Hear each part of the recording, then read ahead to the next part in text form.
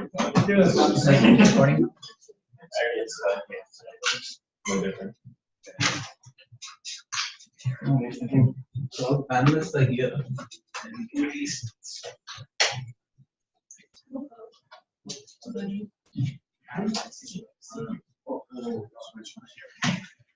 all right. So about time to start. So hello everybody, and thank you for attending this event that we put together. My name is Aditya Ramamoorthy. I'm going to be moderating this panel, and it's called Why and How to Approach Graduate School. I guess the target audience here is a beginning PhD student or somebody to be even like 2 3 years into the program is good. So we have a panel of faculty members from ECPE here. Just introduce everyone because we don't have any name tags here. Some of you probably already know. So that's Neil Gong, faculty member in security area. Zhaoyu Wang from power engineering. Srikanta Tirthapura, he works in computer engineering, data science. Namrata, she's from, so there's a split here. Oh no, there's not a split here. So I thought it was E and CE, but no. Namrata, who works in electrical engineering and data science, broadly speaking. Joe Zambreno, he's also our associate chair at this point, and he works in computer engineering, computer architecture, broadly. And Neihart, who works in analog circuits. So I guess I had this discussion with our director of graduate education as well about some things that we think on how I guess the PhD process is different from general undergrad. So this is meant to be a panel discussion, and please feel free to ask your questions. The caveat here is that everything here is being recorded. Okay, so you don't want to say anything that you don't want to be filmed. Okay, so it's going to be primarily a panel discussion, and you can ask questions, and I will start some things off as well. But just to kick things off, I have like just 2 or 3 slides here. So let me.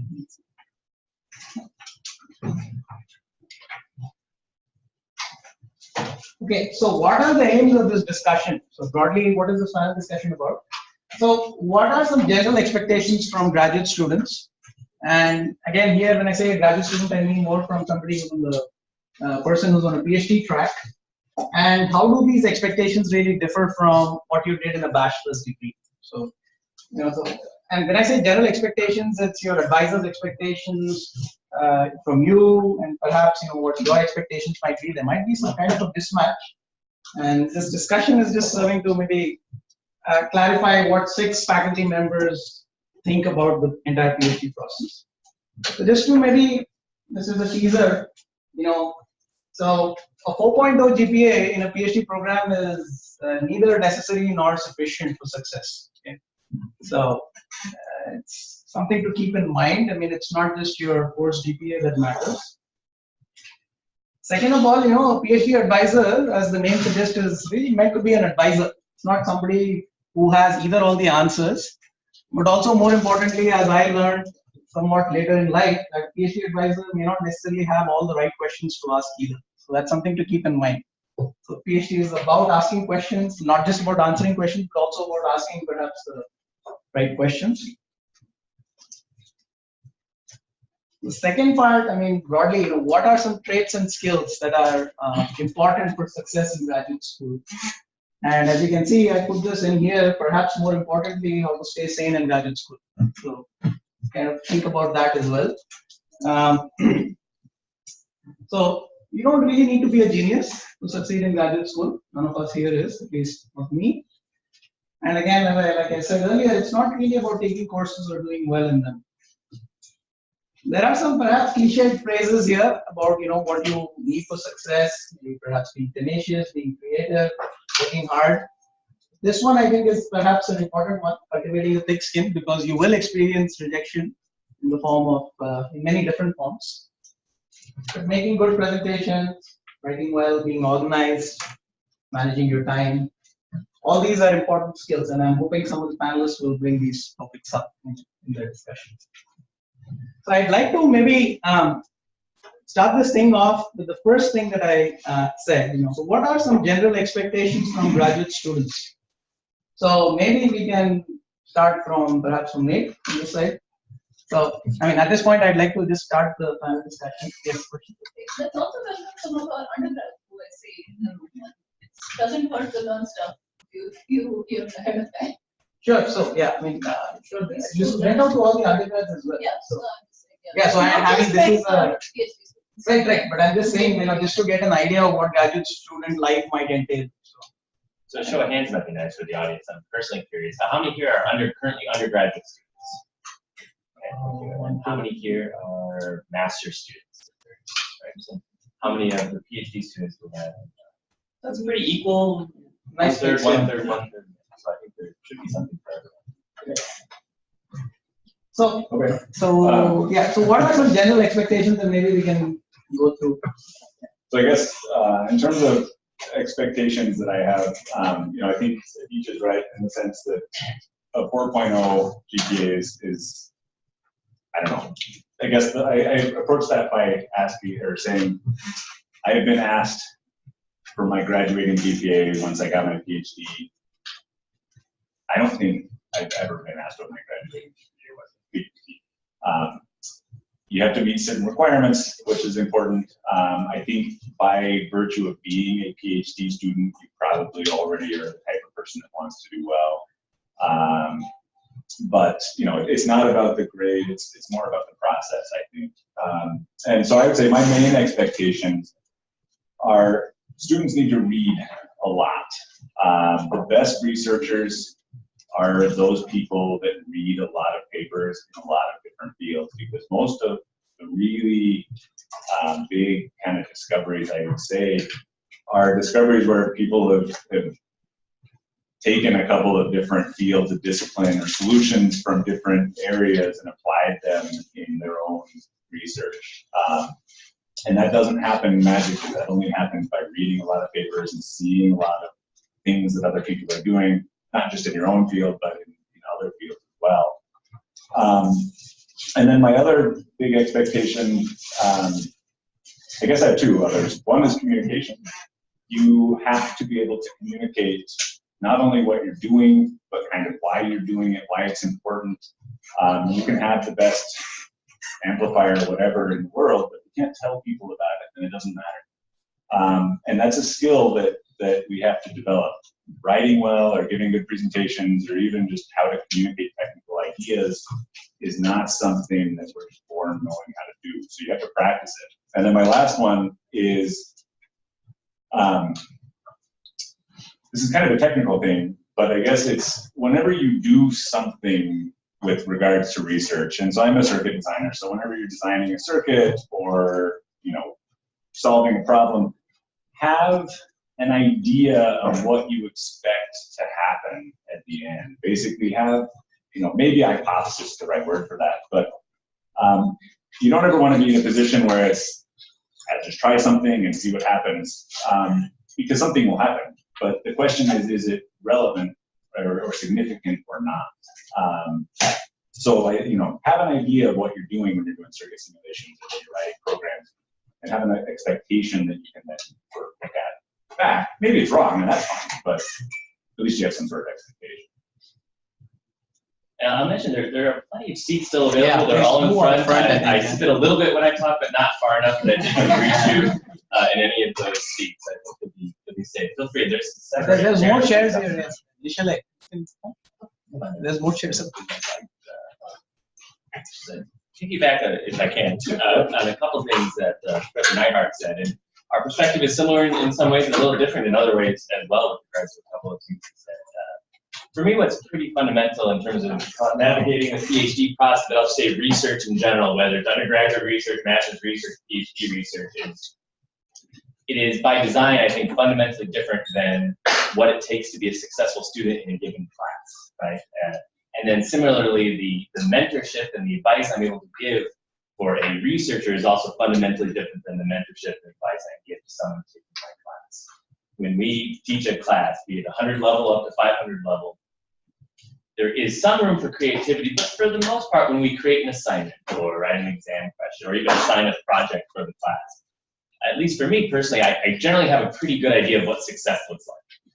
And if I've taught the class before or given the assignment before, I generally know also what kind of places along the way you tend to have reached challenges or have mistakes, and that can potentially be corrected at the right piece of advice. So when we're having a one-on-one discussion, we're talking about a homework assignment or even a project for a class, generally, I know what good results look like. I know what success looks like for you.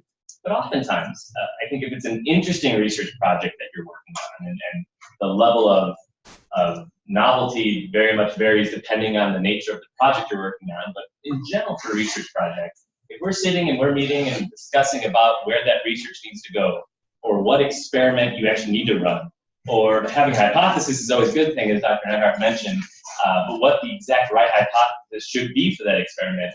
If you're working on an interesting research problem, I probably don't know the answer. I may have some better intuition than you would for a particular research question you're exploring. But if I already actually know the answer of, when you run this test, you should get the same exact result, or if you design a circuit exactly like this, you should get this type of performance out of it, then you're probably not doing something terribly novel or creative. That means it has been done before, and what is interesting, what is new, what are your innovations there for that part of the project. So you have to then also transition as you transition to research. Many of the students who go on to graduate school do so because they enjoyed their undergraduate experience and they were good at it too. That's a very common thread. Whether that means good at achieving a high GPA or not varies from student to student. But that skill set that allowed you to enjoy your undergraduate career and for the most part be a successful student has some things in common, but a lot that's not in common with being a successful researcher. It's due to the nature of the scope, the length, the time frame of the problems that you're looking to address. So I think that ties in a little bit with what Dr. Neihart mentioned. And one thing I'll also mention before I pass on to Dr. Vaswani here is, for me, what's most important in a PhD student specifically, of course, technical competency, we can't fake that. Communication skills, I'm not necessarily that well trained in helping someone improve their communication skills. You have to come with some of that yourself. But what I also can't replace would be the passion for the subject that you're working on. It is very rare in a PhD level project where I'd be able to tell a student, you are working on exactly this topic XYZ, subtopic ABC, and you're going to do exactly that. I very rarely tell you that's exactly what you'll be working on. Depending on the nature of the funding and the purpose of the grant, there's some guidelines for the type of area you need to be working on. But beyond that, the fundamental passion for the project has to come from you, has to come from the PhD student, the student who's him or herself. And that passion has to sustain you too. For a longer period of time than the passion for any undergraduate project you likely would have had, because there's ups and downs, there's rejections along the way, there's certainly experimental and other setbacks, and those who survive, those who grind it out, those who really do succeed, ultimately the PhD student, do so, I think, fundamentally through that energy and that passion they bring to the project. If you're not interested in the project on day one, it's probably not going to get any better as you proceed through the project. Okay. Okay, so Joe and Nate have said a lot of things. Let me try to give my perspective and maybe after the question. So the first thing, can everyone hear in the back? Yeah, okay. Okay, I'll go. Very well. Okay, so the first question is, and I see some undergrads from my class. So what am I looking for when I'm trying to recruit a student into my program? Knowledge. And knowledge doesn't mean, a lot of students start believing these days that knowledge means you publish a lot of papers in your undergrad or in your master's. In my particular research area, which is signal processing and machine learning, I need you to know basic linear algebra at the undergrad level, basic probability at the level of, at a higher level than EA324. Similarly, for other professors, there will be some, most of us aren't looking for how many papers you publish as an undergrad, but some basic core skills required for your a lot of students miss that these days. Second thing, of course, I'm hoping for is I get a student who can work hard. Now, that doesn't mean you're showing up at 9 in the morning and leaving at 9. That means you have the ability to work hard and work smart. And the third equally important skill, which I've realized over the years, is can you be somewhat organized? Now, all of these, and those are the 3 skills when I look for them. Even if you have 2 of those 3 skills, you can build the rest in the program. Perhaps lies more here, but yeah, it's together. What traits are necessary? No, I was thinking we can start with expectations and then the traits themselves, but that's okay. We can. Did I do that? Oh, okay. We can do it. Yeah, most definitely not considerable. Yeah. General expectations again are whatever Nick and Joe have repeated. Oftentimes I may give certain and different students are actually I work with different students differently. In some cases I may give you a problem to look at because I've been working on it for a couple of years and you take it on and do a good job and then you get to publish a lot very quickly. Or it may be you may be a student that I give you a new problem just because I didn't have an existing problem. Or third option is I may tell you go read and figure out what you want to work on and stuff within reason. So all those options are possible. No right answers. That's why there is no numbers of papers.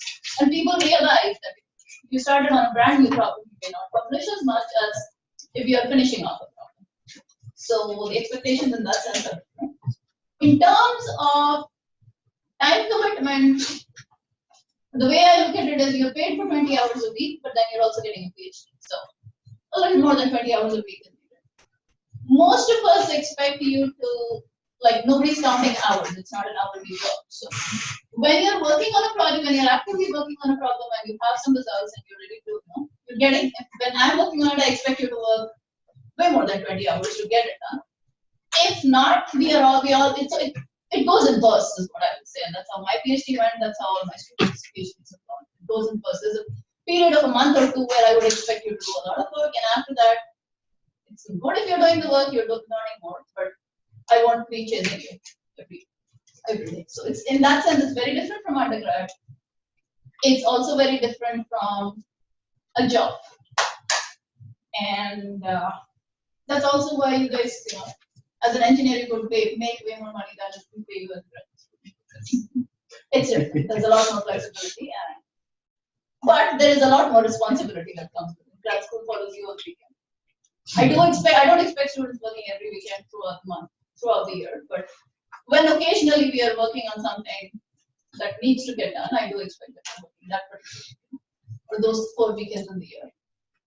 Of course, first year, even though you are often a research assistant, many of us don't really expect you to be doing the research. We feel like we're paying you to get to do well on courses. So that time we are expecting almost nothing out of your research, even if you're a research assistant. So the assumption is once you learn the material, you will work as hard as you.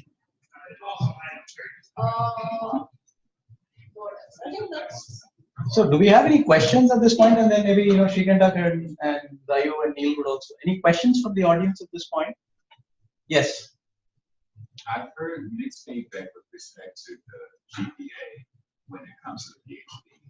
I've heard from some, it's like you're talking to someone from industry, they say the GPA is the only thing you're going to look at. And then others, and I've read some blogs from some professors where they said, okay, they don't look at cumulative, but they are going to look at the grades in like theory classes and the other cases.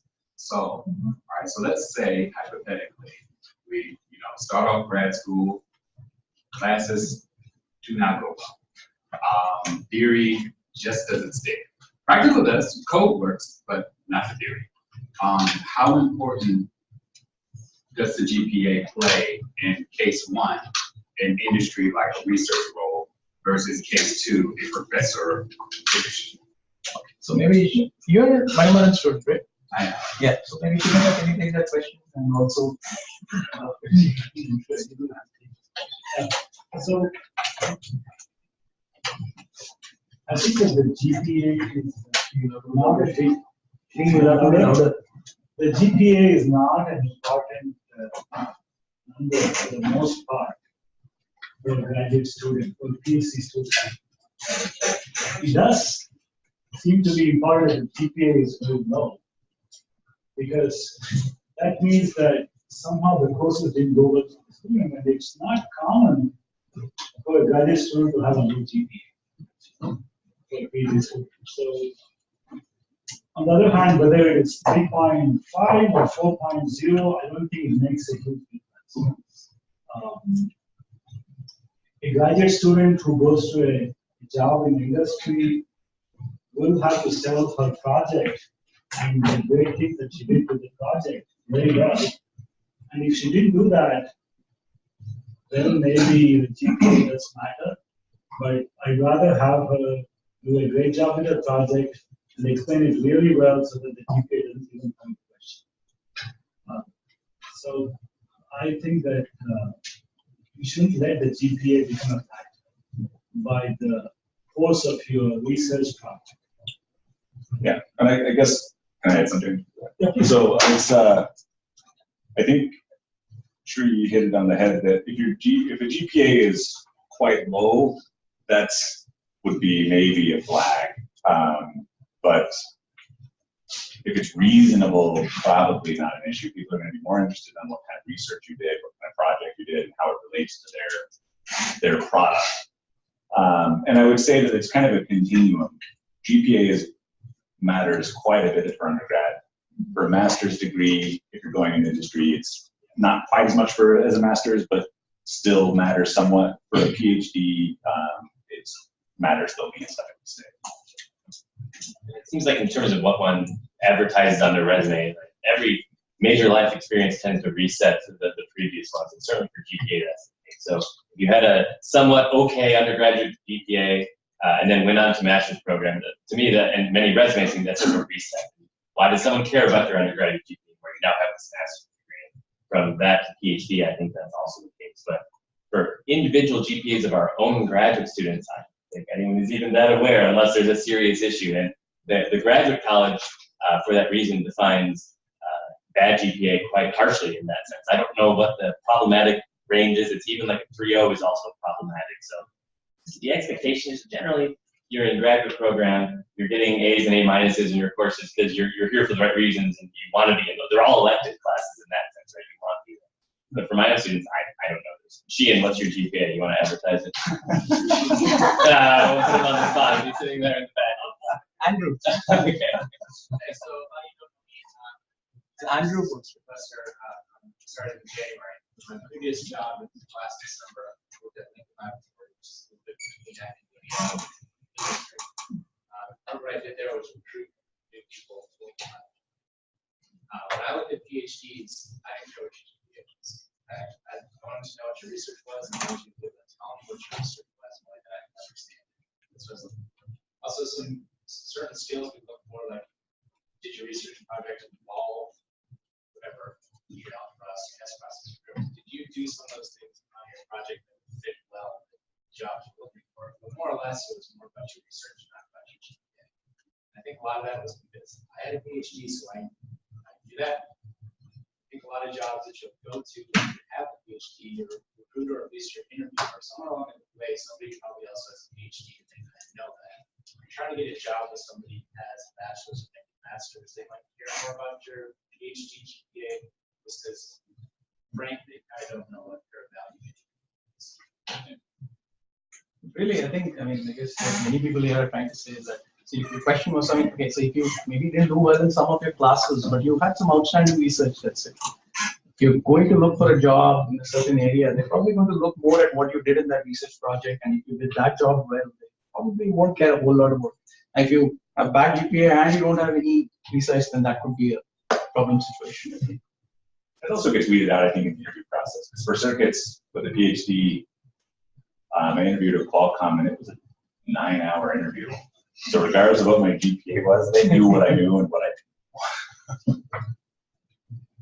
So maybe, okay, so we're about halfway through. So what I'll do, maybe we start from the other end now. I think there's another question. Is there a question? Is there a question? Yes. I have a question. Yes.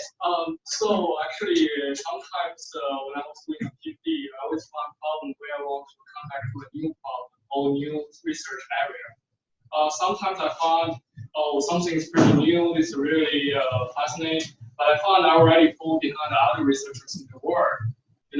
So in this case, what kind of, in addition to working hard, reading papers, is there any other methods or approaches that we can use to maybe do something in this area? Okay, so maybe actually, I think Dr.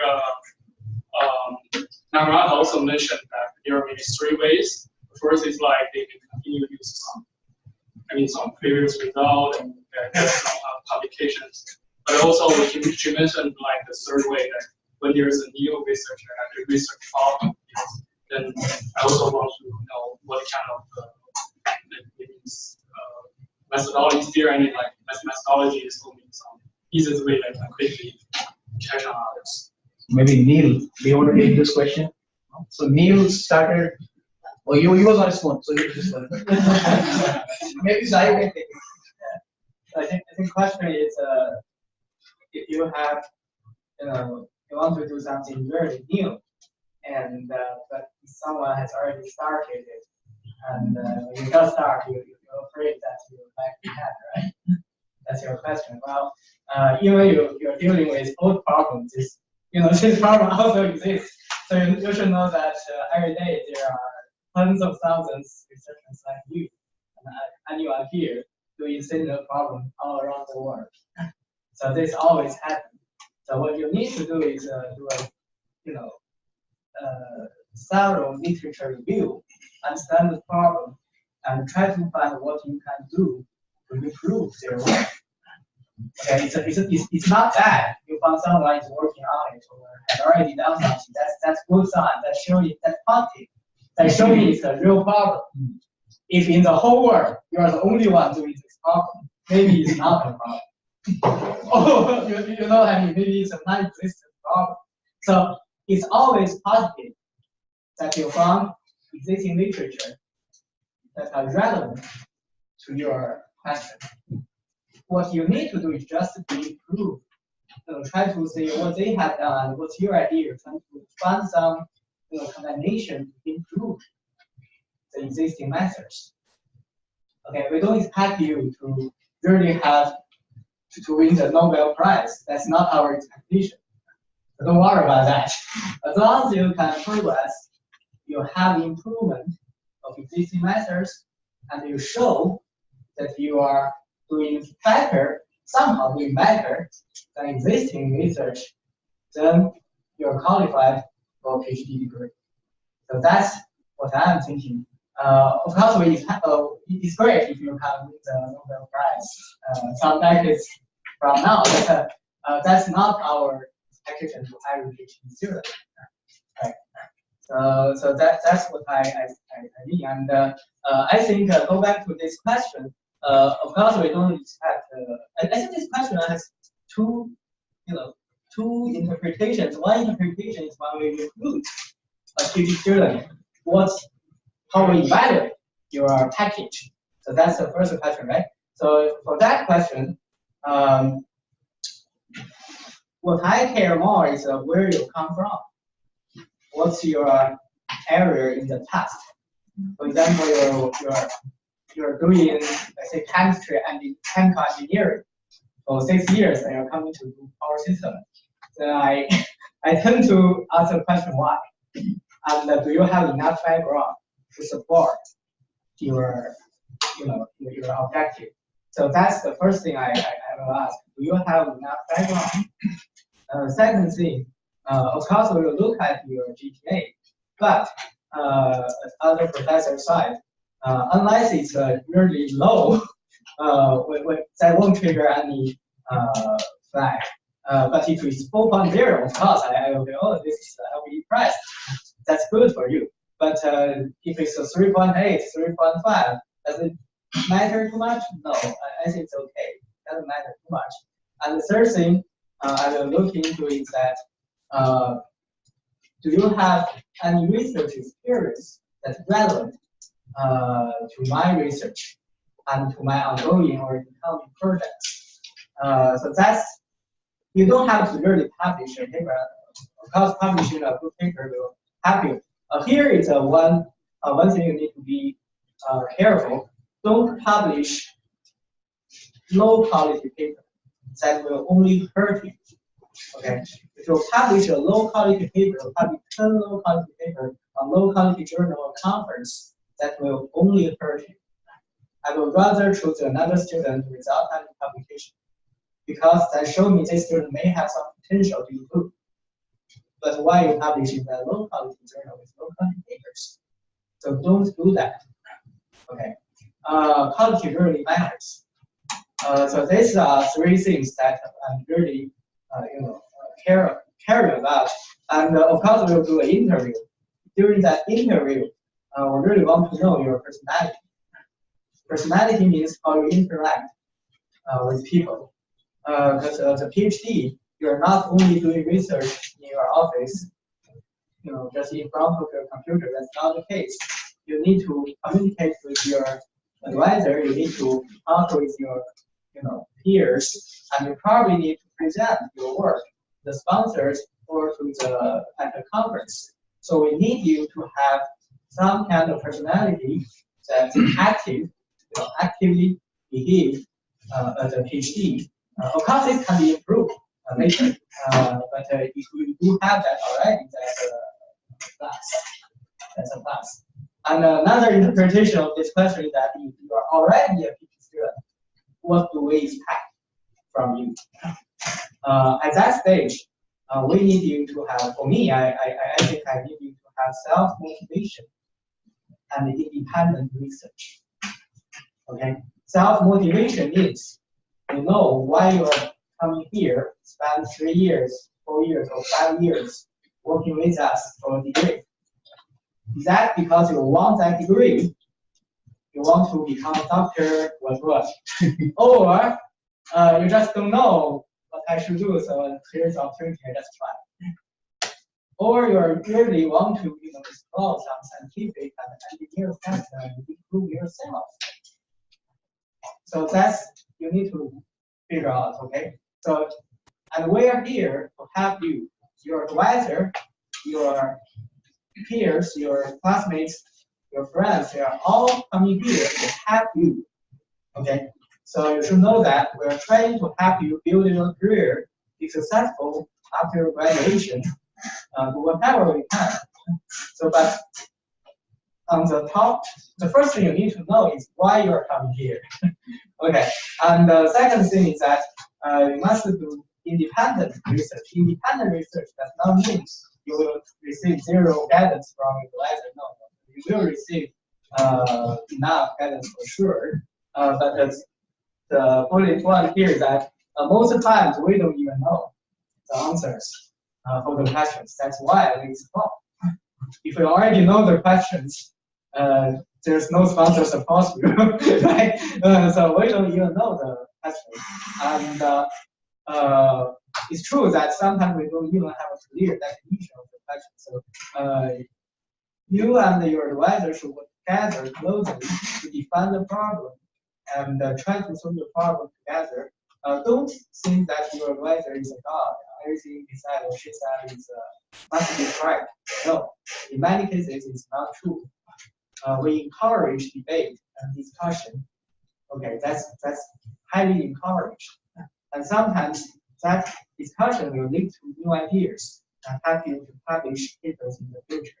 So that's our expectation to the existing PhD students. Yeah. I think, yeah, in the interest of time, I'll just move on to maybe the second part of this. I just put some basically. So, what are some traits and skills that you think are generally necessary? So maybe we can start with Neil, because Neil got off this one also. So, what do you think are some important traits and skills that are, I guess, nice or desirable in a good PhD student? Okay, traits and skills. So I think first thing the most important to me is motivation. You have to do something that you are really interested in. You have passion for something. If that's not the case, I don't think anything important you are going to do.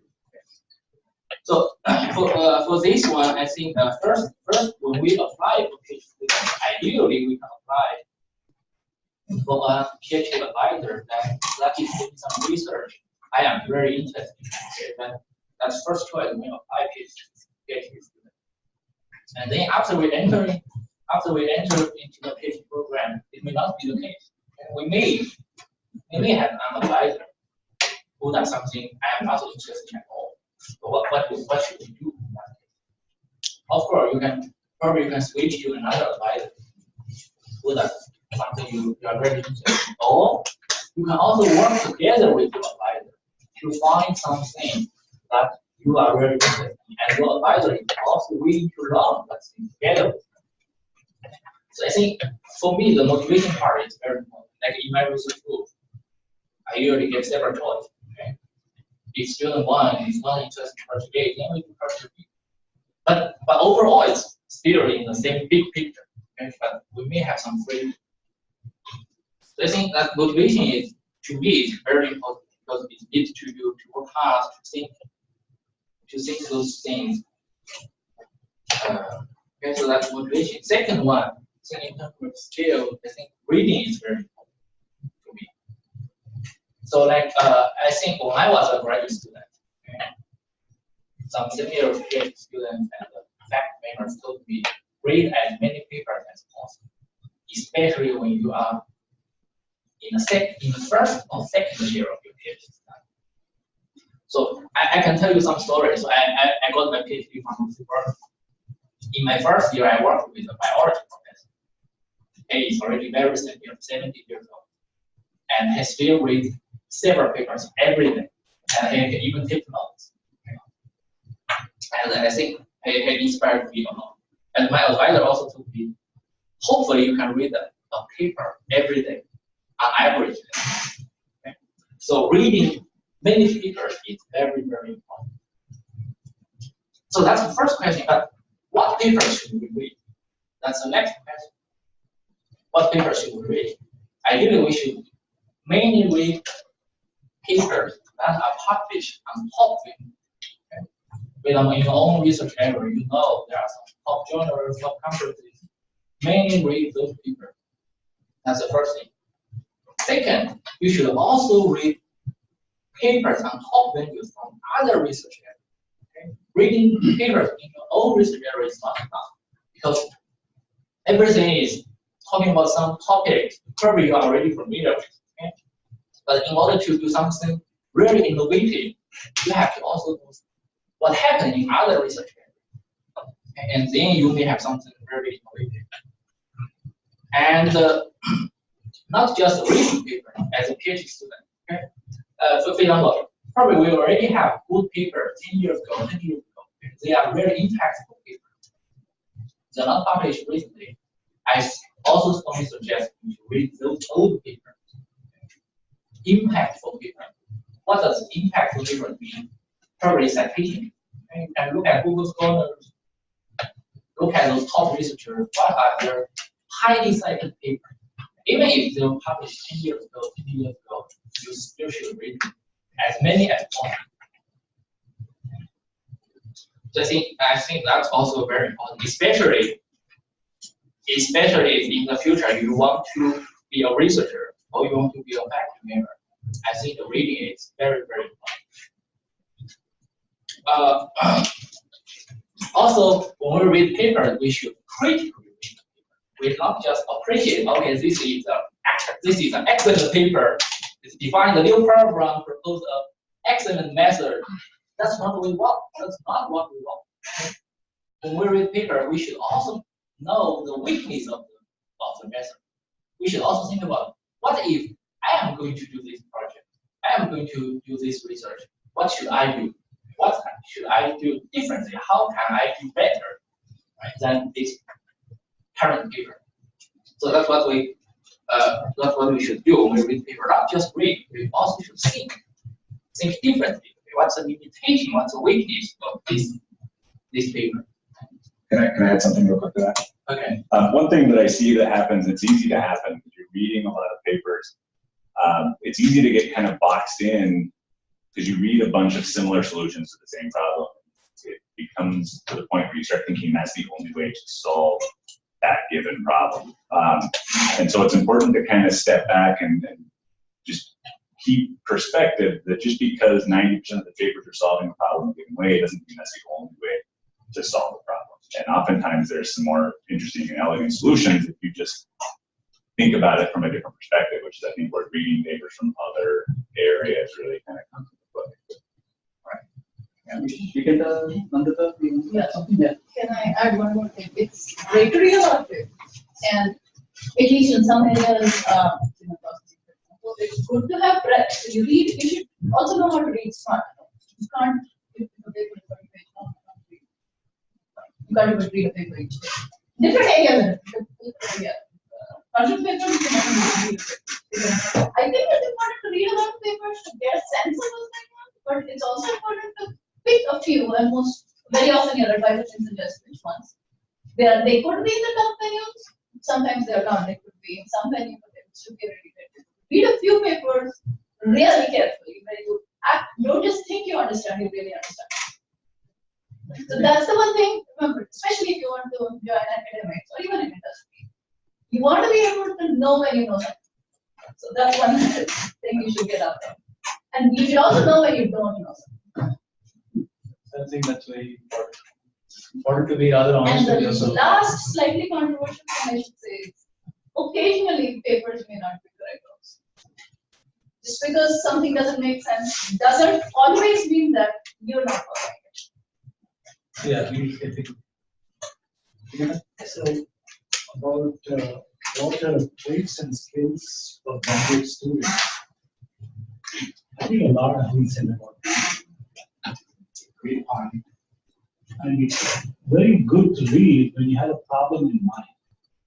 When you have a particular problem to solve, and then you start focused reading based on that goal, then you start reading becomes better. Because then you can discard papers, quickly say it's not going to help you solve the problem. You can say these two are different ways of solving the same problem. And so it focuses your reading. And then when it comes to systems projects, in addition to reading, I think we should be coding. We should be reading code. This is kind of a more recent thing, I believe. A lot of projects are involving more and more systems and coding. And so here is where I think graduate students sometimes don't pay enough time on it. The systems project, it takes a lot of time to install the piece of software, to get it working, and all the details. And these can look trivial, but nothing is trivial. And these are great stuff, because I think it's what will take technology and science forward in the big picture. So if you're working on systems type projects, it's good to spend time coding, reading code, installing systems, along with reading. Then one more thing I wanted to add with studying and reading is that a lot of times I look at a paper and I understand the problem, I just keep the paper aside. I don't look at how it was solved. And then later I can come back and look at how it was solved. So understanding problems itself takes a lot of time. Why is this problem hard? Why isn't it solved by some other means? Those kind of questions you can keep asking. That's so think about understanding problems as opposed to understanding solutions. In terms of traits, I just no, these are those kind of traits. I just wanted to maybe push the discussions towards presentation, writing skill, organize after we finish. Yeah, sure. Yeah, communication is a very important trait. So, how can you speak clearly? How can you speak so that a group of people, students, faculty, or audience are going to pay attention to you? That's very useful. How can you write clearly? Your whole career may depend on it, because papers get accepted based on writing, they get rejected based on writing, grant proposals get rejected and accepted based on writing. So it's a big deal. And then yeah, so I'm sure there's a lot of points. And then one more thing is to work consistently, sort of work every day. Don't expect that I am the type who will work when the deadline comes and then that's going to take me through. That's not a good strategy in management. You work a small amount every day. It's better than thinking that you're going to do it all 3 days before the deadline. So graduate school is more like a marathon, it's not like a sprint. So you're better off running slow and long distance as opposed to fast and short distance. Something just to move the discussion slightly in the way. I think I mean, I will stay here and admit, completely honestly, I don't think I give very good talks, and I think when I was a graduate student, I gave horrible talks. But it took me a long time to understand that it is so important. It took me a long time to maybe gradually improve a little bit, maybe to the point where people can tolerate listening to my presentations. But I think this is a rather important skill that no class is going to teach you for sure.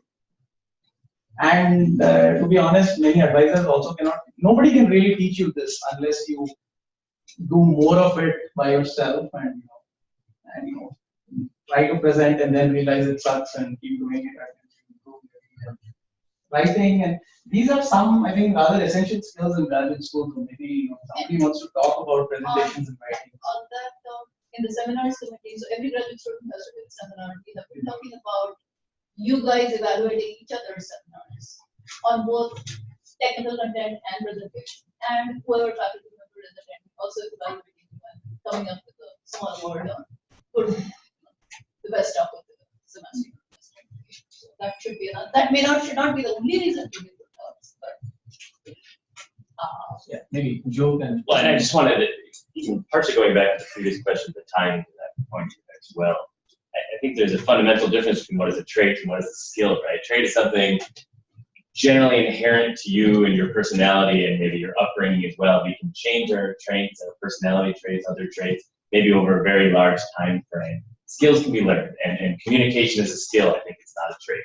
Some people say I'm not good at public speaking, but that is a skill. And people who are good at public speaking, at least ones I've spoken to, by and large, treated as a skill that had to be developed, like learning an instrument, like learning how to code more efficiently. And when I see an excellent talk at a conference or here in the department, and when you see that, you shouldn't be discouraged. You should reflect on the fact that to get to that point, for that presentation to get as high quality as it was, it took a lot of hours, it took a lot of practice, it took a lot of iteration on it. A lot of practice, yeah. Even professors, even today when I go give a talk, I usually, unless it's a talk I've given 100 times, I practice.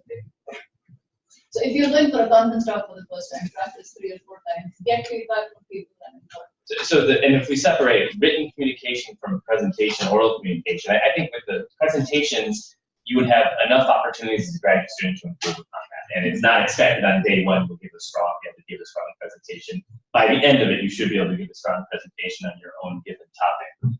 Written communication is a little bit more tricky. It also can be improved, but at that point, you're entering a PhD program, you're in your 20s, and you have been developing written communication throughout that time. And if it's really, really poor, well, we're busy folks, and some have the time to sit down and grammatically prepare every single sentence that you write and make sure there's a logical flow. That's what I mean by valuing other people's time. Take this too.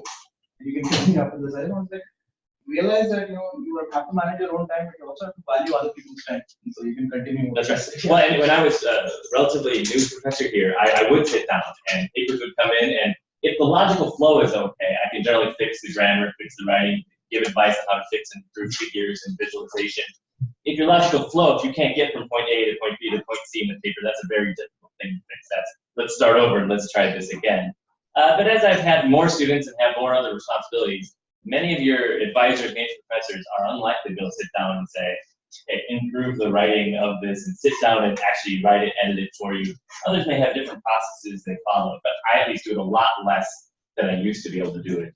And so that is whether it's a skill you can improve directly while you're a student here. Technical writing tends to have a fairly straightforward, almost kind of boring flavor to it. You're not writing a novel that has to reach a bestseller's list. You're not trying to create any suspense when you're doing the writing. You're just trying to explain what you do and ultimately not really try to impress anyone. And hopefully the work that you did is itself impressive along the way. But that is certainly what tends to separate high-quality publication venues from lower-quality publication venues. Whether the research itself is necessarily better, generally to get to the higher quality publication venues, which open up the other career opportunities you may have, the quality of the writing in the paper are generally at a much higher standard. You can almost, by looking at what venue it is, have a first-hand approximation of the quality of some written communication. Yeah, no, that Maybe we can just if you have questions from the audience, people might have questions or comments or. So how do you generally differentiate between bad quality paper and good quality? You know when you see it. one of the things that I've seen in the past, and I see a lot, is it comes down to organization. So, you know, you can look around the room, right? We're not likely all native. But regardless of what your native tongue is, we all organize our thoughts in more or less the same way. We start at the end and then talk a little bit about the beginning and then talk about the end. So like English issues, grammar, wording, those are pretty easy to fix, and you'll just pick them up the more you do it. But organization, being able to talk about your problem, why it's a problem, that's the biggest thing that goes into a good paper versus a not good paper. And the thing that I think is a little disappointing is it's, I mean, you can find not good papers if you go out to some of these sort of lower quality journals and stuff like that. But if you're reading the right kind of journals, you're not reading bad papers, so it might be hard to see it. But it really comes down to organization. Okay, I will add something about the question. What Nate said is most people there can, your advisor can help you can find that out. There are, I'm sure we've all read Yeah, I'm sure. really badly written papers that somehow made it to the top and some made it to the top. The one thing you can do is you can find out from your advisor or some expert in the area what are the top venues in the field. It's not always obvious. So you can find from them. Read a couple of papers. And another point to add there is most of the papers that I read from my own students that have not been great were because they started it yesterday. And they're like, oh, I'll just pound out 4 pages, and they take like 6 hours, and then I send it to you. I don't care how long you've been writing, you're not going to write a paper in 6 hours. It takes time. It takes a couple of weeks, if not longer. So people, you have to be able to spend time. And usually your advisor will be more than happy to give you examples. Also, I mean, I think one thing that I will add in here is that if you're writing a paper, you can, like he's saying, maybe spend 2-3 days writing a paper, and maybe set it aside for a day and come back and read it with a fresh mind. In most cases, you'll find that what you wrote earlier may not make a whole lot of sense even to you. So then there's no chance of making sense to anyone else. And or get a friend, get a class student in your group, get your partner, get somebody else. Oftentimes, if you read your paper out loud, you can see. Sorry? If you read your paper out loud, a lot of subtle things, that's true, a lot of subtle things really pop up in your writing style. Because oftentimes, normally people organize their speech well. And if you're reading your paper out loud, you'll see that when things start not making sense. Okay, so maybe just to insert one more thing, and we're almost out of time here. So I just want to maybe hammer on this presentation point. So we have people from many different areas here, like I said, circuits, engineering, signal processing. The thing you realize is, let's say you're interviewing for a faculty job or even a job in a company. When you make your presentation, it's very unlikely that all people in the room would be exactly in your area. And so they might be interviewing 5 or 6 different people who come from very different backgrounds. So even though technically your work might be superior to many others, it may not really become apparent unless you make a very convincing case for it. And I think that's what separates, maybe good presentation skills from great presentation skills. I guess the point I'm taking, it is really important. Whether you like it or not, it's very important. Let me add, in any presentation, in specifically those, that's the case for faculty interview presentations, which not many of us in the room necessarily would ever have to give one of those ever again. Let's hope, right? In any presentation, you have to know your audience to the best of your ability, knowing their personas. Who are the people in the room? Why are they in the room? If this is the local proceedings of the very particular technical interest group that you're presenting to, you probably can assume a certain background and knowledge. You can probably go a little bit deeper and at least get reasonable understanding and good questions and good discussion afterwards. If this is a faculty presentation, well, which department am I presenting to? What are their areas of expertise? Who is going to be some first approximation in that audience? You have to tailor the talk differently. If you give that conference talk target to the special interest group, to the whole faculty presentation, you're going to lose 80–90% of the crowd on the first slide, and that's not going to go well. We do see that quite often, in fact, that happens in those interviews. When you give a graduate student seminar, as required by the seminar committee, your audience is generally a pretty broad range of graduate students, and you can go deep. Maybe you lose audience in the last few minutes, and that's okay. Slide 1, slide 2, slide 3. Keep your audience, understand your audience. That's an important skill. Everyone should understand your problems, Exactly. regardless of their background. Everyone should Whether or get not it. the solution is. And Yeah. one last thing I should add, because I've had one unfortunately, I only had students who go to industry so far. So for looking for industry, even if you're not working in the systems area, you may be looking at signal processing, machine learning, anything in data science. Your advisor may be only requiring you to code in MATLAB, but have some real coding skills regardless. And the only way to get that is take on an internship which requires you to code in the real programming language other than MATLAB. Right? Because that when you are looking for an industry job, that is a really important step. At least in, I'm not sure what's everywhere else. Not so much.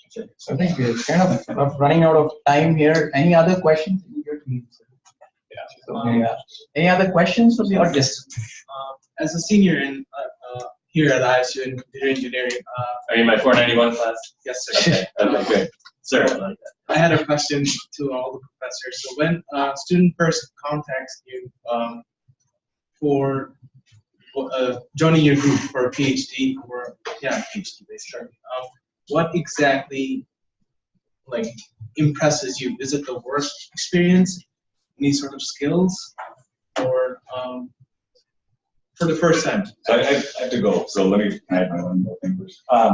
If it's possible, if you come and talk to me in person, it's a much bigger impact than sending me an email. Whatever you put in your email, I have hundreds just like it, and they all get deleted.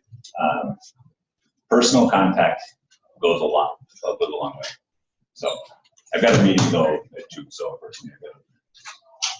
I would say if you're an undergraduate here who's looking to stay here for graduate school, it may be getting late to not already have developed that relationship with someone you've known for that research or professional relationship. If you were to come just to me, for example, I would say, I don't know you. I mean, take this course, and this course, and let's see how you do, and then we'll discuss. And that can be a little off-putting, I understand that. And similarly, when applying elsewhere, it's nearly impossible to build that relationship, but you really do have to try, because it's not necessarily an anonymous committee that would be making the decision whether to bring you on. It would be the faculty member or members in the area you want to be working in who would be making that decision whether to bring you on. We can't afford to interview even a very small percentage of the applicants to our graduate program, and you have to find a way to get ahead of the pack. That personal relationship. So, That said, I would say, yes, most emails do get deleted, most emails that I get, but many do get read too. So don't give up on the email if you're applying outside. about the time PhD program, I think having some undergraduate research experience, you probably published before, but having some solid experience in the you don't have to have published a paper, but if you can explain what you did in the research project and what you found there in a clear way, you can often do it in a couple of paragraphs. If you're able to convey that in an email, that will make it. Because usually you get a letter of recommendation from the advisor who is advised on the project. If what you wrote and what your advisor wrote and both coming in at the same point, then it's more likely to have an impact in the business. I also have to run for teacher class, but other questions are, I mean, we have the room till 2:30, some people can be around, it's fine. Yeah, you have to go, sir. If not, let's thank all the panelists again, please. Thank you.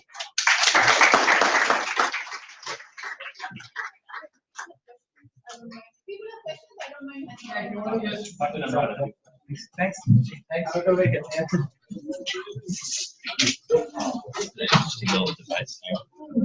it's a 180. If people have one-on-one, thank you. I think you've had Monday, Wednesday, Friday. Yes. Students really